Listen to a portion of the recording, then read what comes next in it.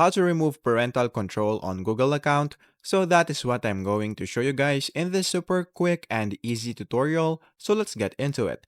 So the first thing that we need to do right here is to go here on our settings. So just go here and then click the settings icon, which is on the up right corner of the screen.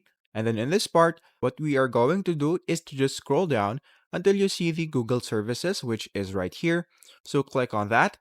And then in this part, what we are going to do is to just scroll down until you see parental controls.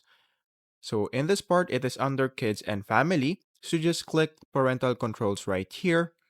And then on in this part, you just click the three dots on the upper right corner of the screen, which is right here. And then you will now be able to see this stop supervision. So just click on that.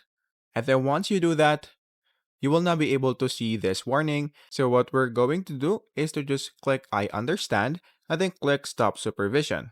Once you do that, as you can see, we now have this 5-minute timer and it says that once the timer is up, supervision will stop and your parent will be notified.